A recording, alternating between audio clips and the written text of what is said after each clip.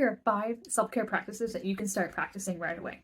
The first is to write down 3 strengths that you have every day and own it. If you are acknowledging your strengths and truly allowing yourself to own them, then you are telling yourself a message that you have good qualities and you have something to offer. If you are telling yourself that message, then you are practicing self-care in your thoughts. The reality is, plenty of people can tell you what your strengths are, but it won't mean anything until you start telling them to yourself. The second practice is to drink water. We are chronically dehydrated as a society. The recommendation is to drink at least half your body weight in ounces. So if you weigh 150 pounds, then you need to drink 75 ounces a day at least. So start measuring your water, building it into your routines, because it's good for your brain, it's good for your metabolism, it's good for your cells. And when you're drinking your water, you get to tell yourself, I'm doing this because my body needs it and I'm taking care of it. The third practice is to set a bedtime routine. Just delegate 15 minutes to start with.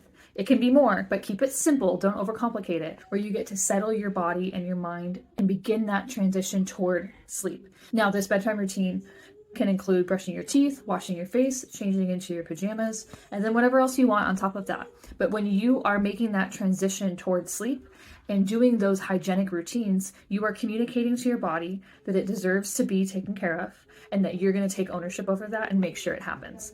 If you start neglecting simple things like brushing your teeth before you go to bed or taking off your makeup before you go to sleep, then you start to tell yourself a message that the small things can be neglected.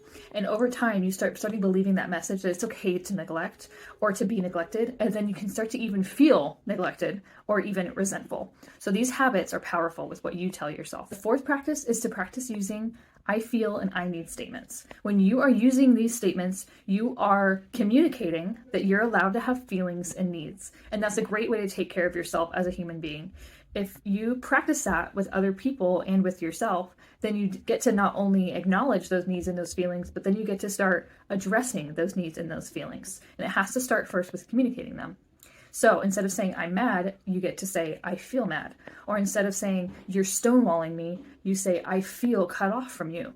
Or I need more communication, honesty from you to feel seen and connected. The fifth and final self-care practice is to let go of being perfect. You don't need to accomplish every single task today.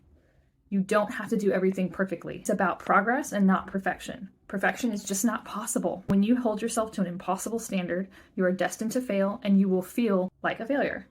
And that's not a way to be kind to yourself. So self-care starts with your thoughts, it shows up in your routines, and it shows up with how you communicate with others. So you got this. Let's get started.